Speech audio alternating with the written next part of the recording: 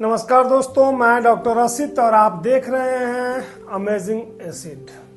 साथियों, कल एक शिक्षण संस्थान में था जहां वार्तालाप के दौरान जब मैंने पूछा कि क्या ट्रेंडिंग चल रहा है, सभी लोगों ने बताया कि अभी तो महाकुंभ ही ट्रेंडिंग चल रहा है। लेकिन दूसरा सवाल यह पूछने पे कि महाकुंभ के बारे में क्या जानते हैं या महाकुंभ के बारे में कुछ बताएं, मैक्सिमम लोगों के आंसर्स कुछ इस तरह के थे कि मौनी बाबा, बर्फानी बाबा, तार वाले बाबा, गेहूं वाले बाबा और 40 करोड़ लोग आएंगे, लोग गंगा के तट पे डुबकी लगाते हैं। फिर मैंने जब पूछा कि महाकुंभ हम क्यों मनाते हैं, क्या इसके पीछे हमारी आध्यात्मिक प्रथा रही है, इसका इतिहास क्या रहा है, तो वहां पे एक अजीब सी शून्यता थी, एक अजीब सा सन्नाटा था। और केवल विद्यार्थीगण ही नहीं थे वहां पे, शिक्षकगण भी थे। बड़ा अजीब लगा मुझे भी कि हिंदुओं का, सनातनियों का, इनके आध्यात्मिक शक्तियों का जो सर्वश्रेष्ठ प्रदर्शन होता है एक तरीके से मानव इतिहास में। जी हां, मानव इतिहास में आज तक किए जाने वाले किसी भी तरह के सार्वजनिक उत्सव का सबसे बड़ा उत्सव 144 साल के बाद प्रयागराज की त्रिवेणी में। और उसके बारे में हम सनातनी होने के बावजूद भी कितना जानते हैं? शायद उतना ही जितना हमने YouTube पे देखा है या फिर न्यूज और अखबार पत्रों में। आइए जानने की कोशिश करते हैं महाकुंभ के बारे में, कारणों के बारे में, इसके इतिहास के बारे में और कुछ रोचक तथ्य। वीडियो अच्छा लगे अपने दोस्तों तक अवश्य फैलाएं। चैनल पर नए आए हैं सब्सक्राइब करें। आइए आरंभ करते हैं। बचपन में विभिन्न फिल्मों के माध्यम से अमर अकबर एंथोनी और इस तरीके की कई फिल्मों में अक्सर ये डायलॉग सुनने को मिलता था कि ये दोनों भाई कुंभ में बिछड़ गए थे। जी हाँ, और तब वहां से दिमाग में कुंभ नाम का शब्द आया और उसके बाद धीरे धीरे बड़े हुए तो पता चला कि नदी तट पे स्नान को कुंभ कहते हैं, जो जिसके की अलग अलग तरीके हैं, 12 साल बाद, 6 साल बाद और कुछ। इस बार का जो कुंभ है वो क्या है? ये कुंभ बेसिकली अगर देखें तो कुंभ का मतलब होता है घड़ा,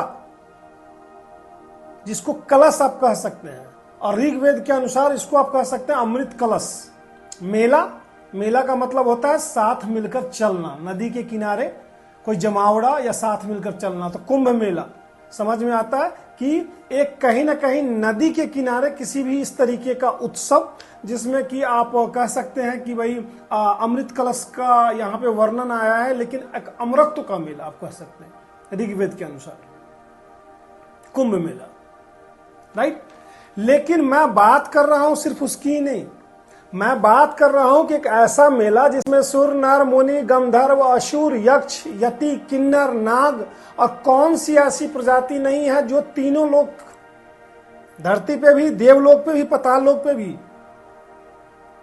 अलग अलग मंतव्य के, अलग अलग विचारधाराओं के सनातनी, अलग अलग आप कह सकते हैं कि मतलब अखाड़े जो आपने देखे हैं कि यहाँ पे आस्तिक हो, नास्तिक हो, निरंजनी हो, वैष्णव हो, वैरागी हो, सभी लोग अपने अपने मतभेदों को छोड़कर त्रिवेणी के तट पर आकर के मतैक्य में समा जाते हैं। यह है महाकुंभ। यह है कहां से? आस्था, इतिहास और संस्कृति, इन तीन चीजों का समागम है ये, इन तीनों का संगम है ये। क्योंकि अगर आप बात करें आज के परिप्रेक्ष्य में, तो जहां तक कि एक राजनीतिक रैलियों में लोगों को, नेताओं को भीड़ जुटाने के लिए पता नहीं क्या क्या करना पड़ता है, वहां पर बिना किसी लालच, बिना किसी मजबूरी, बिना किसी इन्विटेशन, बिना किसी पूर्वाग्रह, इतनी बड़ी भीड़ माना जा रहा है कि महाकुंभ 2025 में 40 करोड़ से ज्यादा लोग स्नान करेंगे, जो कि अमेरिका और कनाडा दोनों देश की कंबाइंड जनसंख्या मिला करके भी उससे ज्यादा है। सिर्फ मकर संक्रांति के अवसर पे 3.8 करोड़ लोगों ने वहां शाही स्नान किया, ऑस्ट्रेलिया की जनसंख्या से भी ज्यादा, और कंप्लीट मैनेज्ड वे में। उसकी चर्चा मैं बाद में करूंगा। पहले हम जानने की कोशिश करते हैं कि ये कुंभ है क्या और इसका जो ग्लोरियस हिस्ट्री है इसकी, उसके पीछे क्या चीज है। साथियों, जैसा कि मैंने आपको बताया कि कुंभ मेला यानी अमृत का मेला, कलश, और अर्थ मैंने बताया आपको। ज्योतिष गणना के अनुसार ये पौष महीने की पूर्णिमा से शुरू होता है। अलग अलग इसकी ज्योतिष गणनाएं हैं, जिसके अनुसार उसी डेट में ही ये कुंभ मेला शुरू होता है। टोटल 12 तरह के कुंभ होते हैं। धरती पर सिर्फ 4 तरीके का ही कुंभ मनाया जाता है, जिसको कि आप कुंभ यानी वार्षिक कुंभ कह सकते हैं, जो कि प्रत्येक साल होता है। वो आप हमेशा देखते हैं मकर संक्रांति के अवसर पे नदी तटों पे जाके, चाहे वो गंगा हो, चाहे वो यमुना हो, चाहे वो गंगा सागर हो, अलग अलग जगह, अलग अलग क्षेत्रों में अलग अलग तरीके से लोग नदी के तट पे जाके स्नान करते हैं। दूसरा अर्ध कुंभ है, जो हर 6 साल के बाद आता है। तीसरा पूर्ण कुंभ है, जो हर 12 साल के बाद आता है। और चौथा महाकुंभ है, जो 144 साल के बाद आता है। जुपिटर, जी हाँ, बृहस्पति जब सूर्य का पूरा एक चक्कर लगा लेता है, इट टेक्स 144 ईयर्स, और उसके बाद जाकर के होता है। तो इस कुंभ की महत्ता अपने आप में इसलिए बढ़ जाती है कि कलयुगी इस जीवन में एक आदमी अपने जीवन काल में शायद बहुत किस्मत वाला है, बहुत भाग्यशाली है, तो एक कुंभ देख सकता है। ज्योतिष की अगर आप बात करते हैं तो सूर्य का, चंद्रमा का, बृहस्पति का अलग अलग राशियों में गोचर होता है, जिससे कि एक ऐसी स्थिति बनती है जो कि कंप्लीट ना कहीं अमृतदायक है। ऐसा माना जाता है कि गंगोत्री से जब गंगा निकलती है तो इस दिन में वहां पे एक तरीके से आप माने अमृत का प्रवाह होता है गंगा के पानियों में। आध्यात्मिक रूप से आप मानते हैं तो ग्रहों की जो स्थिति होती है, उस स्थिति में मेडिटेशन की आप बात कर लो, आप कहीं ना कहीं एकाग्रता की बात कर लो, आप ध्यान साधना की बात कर लो, इन सब चीजों के लिए सबसे उपयुक्त समय है। अब चलते हैं थोड़ी माइथोलॉजी में कि कुंभ शुरू कहां से होता है। हुआ यूं कि दुर्वासा ऋषि ने, जो देवताओं के राजा इंद्र हैं, उनको उन्होंने एक माला गिफ्ट की। इंद्र अपनी मस्ती में वो माला उन्होंने अपने हाथी पे रख दिया। हाथी के सर से वो माला सरक के नीचे गिरा, टूट गया, और हाथी ने उसके पैर से उसको कुचल दिया। गुस्से में आ गए महर्षि दुर्वासा, उन्होंने श्राप दिया कि धीरे धीरे देवताओं की शक्ति छिन्न हो जाएगी। अब इससे पूरा देवलोक टेंशन में, जबरदस्त टेंशन में। और इसी समय जितने भी राक्षस गण थे, उन्होंने प्लानिंग किया कि भाई अब चलो, अब देवलोक पे आक्रमण किया जाए। उनकी ताकत कम हो गई। नारद जी के थ्रू ये चीजें पता लगी देवताओं को, वो गए भागे भागे विष्णु की शरण में। भगवान विष्णु ने कहा कि भाई ऐसा है कि क्षीर सागर जो है ना, उसको मत हो, उसमें एक अमृत कलश है, और उस अमृत को अगर आप लोग पी लोगे तो आप हमेशा के लिए अमर हो जाओगे, राक्षस आपका कुछ नहीं कर पाएगा। लेकिन मजे की बात यह थी कि देवता जो थे वो अकेले उसके लिए काफी नहीं थे। फिर राजा बलि, जो कि राक्षसों के राजा थे, उनको मनाया गया गुरु शुक्राचार्य के माध्यम से, और सभी देव और दानव दोनों ने मिलकर के जो क्षीर सागर था, मद्राचल पर्वत को रखा गया, बासुकी नाग को वहां पर नेति बनाई गई, और वहां पे उसका मंथन शुरू हुआ। उस मंथन से कई सारी चीजें निकली हैं, जो आप जानते हैं, कल्पतरु से लेकर के, रावत हाथी से लेकर के, और बड़ी बड़ी चीजें। और वहीं से निकले धनवंतरी, जिनके हाथ में अमृत कलश था। सही है यहां तक। अब महर्षि बृहस्पति जो थे, उनके इशारे पे क्या हुआ कि इंद्र के पुत्र जयंत, जैसे ही वो अमृत कलश ऊपर की तरफ आया, उसको लेके वो देवलोक की तरफ उठ चले। अब ये पता चल गया किनको, राक्षसों को। अब वो भी भागे उनके पीछे, और इस तरीके से इनमें छीना झपटी और लड़ाइयां होती रही, जो कि कंप्लीट 12 दिन तक चली। और इसीलिए टोटल 12 कुंभ मनाए जाते हैं। तो उस छीना झपटी में कह लो, आप लड़ाई में कह लो, कि वो जो अमृत कलश था, उस अमृत कलश से 4 बूंदें पृथ्वी पर 4 जगहों पे छलकी। ये 4 जगह कौन कौन से थे? ये 4 जगह थे प्रयागराज, हरिद्वार, उज्जैन और नासिक। और इसीलिए इन चारों जगहों पर ही कुंभ का आयोजन होता है। ऐसी परंपरा रही है, ऐसी आस्था रही है कि कुंभ हो, महाकुंभ हो, अर्ध कुंभ हो, इसमें जो जाकर के गंगा नदी की पवित्रता में जो डुबकी लगाता है, उसके सारे पाप धुल जाते हैं। इनके साथ 6 ऐसी तिथियां भी निश्चित की गई कि इन तिथियों के दिन जो जाकर के वहां पर स्नान करेगा वो उनके लिए और भी कहीं ना कहीं फलदायी होगा, आध्यात्मिक दृष्टि से, आस्था की परिपूर्णता की दृष्टि से।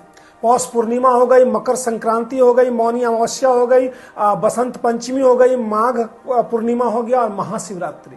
इसीलिए कुंभ के आयोजन का जो कार्यक्रम है पौष पूर्णिमा से शुरू होता है और महाशिवरात्रि तक जाता है, और इसीलिए यह आयोजन 44 दिनों तक चलता है।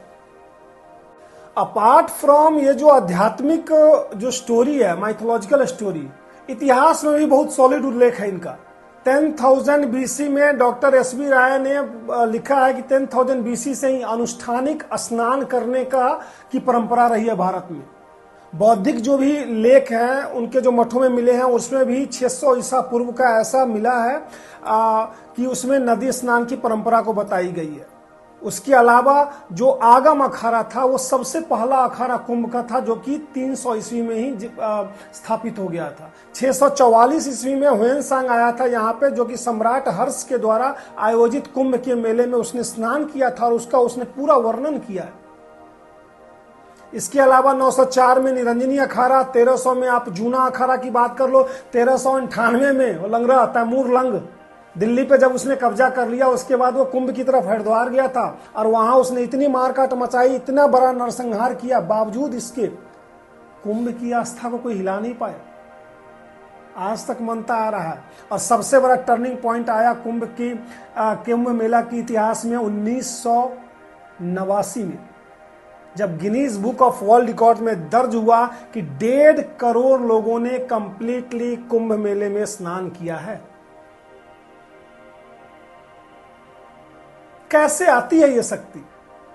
एक इंग्लिश राइटर ने भी लिखा है, अभी की बात नहीं कर रहा हूं, 1853-52 में, कि उस समय भारत में रेल नहीं था, सड़कें नहीं थी, कम्युनिकेशन का कोई साधन नहीं था, बावजूद इसके इतने बड़े देश के हर कोने से लोग करोड़ों की संख्या में आकर के एक जगह एकत्रित होते हैं और स्नान करते हैं।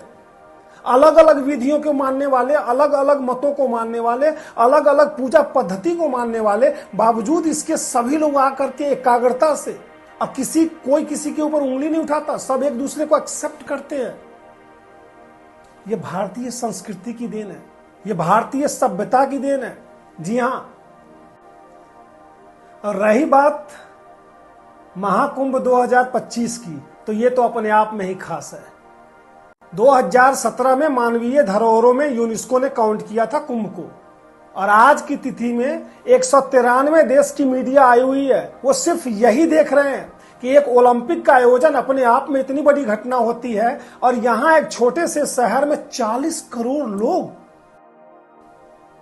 जो मोटा मोटी दुनिया के 192 देश की आबादी से भी ज्यादा है।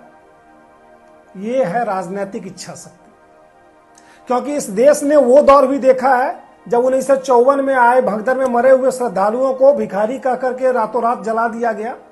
वो दौर भी देखा है जब एक मुसलमान को कुंभ आयोजन समिति का हेड बना दिया गया और किस तरीके से उसने बस रोक दी और प्रयागराज स्टेशन पे स्टैंपेज मच गया और सैकड़ों लोग मारे गए। और एक आज का भी दौर है जिस राजनीतिक इच्छा शक्ति ने यह सिद्ध कर दिया कि 7500 रुपये खर्च करके 44 दिन में 2 लाख करोड़, 7500 करोड़ रुपए खर्च करके 44 दिन में 2 लाख करोड़ रुपए का टर्नओवर क्रिएट किया जा सकता है।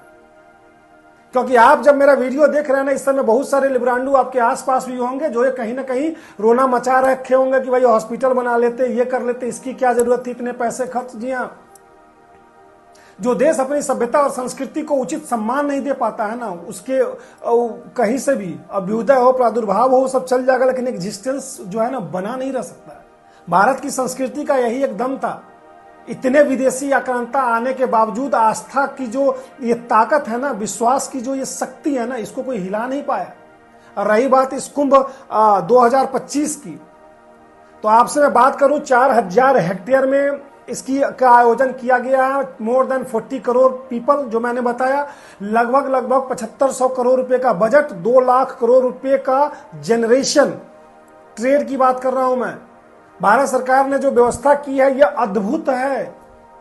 उत्तर प्रदेश सरकार ने जो व्यवस्था की है अद्वितीय है। 13,000 ट्रेन्स, जिसमें कि 10,000 regular, 3,000 extra trains, 1900 extra flights, 1,40,000 से ज्यादा सिपाही, 15 टेम्पोररी हॉस्पिटल्स, गंगा नदी पे ही केवल 30 टेम्पोररी पुल्स बना दिए गए हैं। एक शहर को, कंप्लीट शहर को क्या चाहिए उसका 10 गुना क्रिएट कर दिया गया वहां पे। रात की आप छटा देखो तो मनोहर जो विहंगम दृश्य है ना प्रयागराज का, देखते ही बनता है। इतनी बिजली सप्लाई है, 1,36,000 वाट बिजली की सप्लाई, और ये बिना इनिशिएटिव के नहीं हो सकता। टेंट सिटी की बात करो, केवल उसी में 1.5 लाख टेंट हैं, 5 लाख से ज्यादा बिजली कनेक्शन दिए गए हैं। डिजिटल मैपिंग की बात कर लो, एआई बेस्ड कैमरे की बात कर लो, मल्टी लेयर सिक्योरिटी की बात कर लो, आप फेशियल रिकॉग्निशन, एआई इंटेलिजेंस कैमरे की बात कर लो, जियो टैगिंग की बात कर लो, वाटर एंड एयर ड्रोन्स की बात कर लो, आप हेलीकॉप्टर से हॉवरिंग करके जो निगरानी कर रहे हैं उनकी बात करो। एवरीथिंग, पूरी दुनिया चकित है। भारत को गरीब और वो कहने वाले देश ना, वो सोच रहे हैं, आंखें फाड़ फाड़ के देख रहे हैं कैसे हो रहा है भाई, कैसे कर रहे हैं ये। एकमात्र कारण है इसके पीछे, सनातनियों के आस्था का बल कह लें आप उसको, हिंदू धर्म की जो संस्कृति रही है उसकी शक्ति कह लें आप, जिसमें हर एक आदमी जात पात पंथ संप्रदाय हर एक चीज को भूल करके अपनी आस्था के संगम में डुबकी लगाने के लिए, अपने परम ब्रह्म को याद करने के लिए, या फिर उनकी पूजा करने के लिए, या फिर कहें गंगा मैया में डुबकी लगाने के लिए वहां उपस्थित हो रहा है शांतिपूर्ण तरीके से।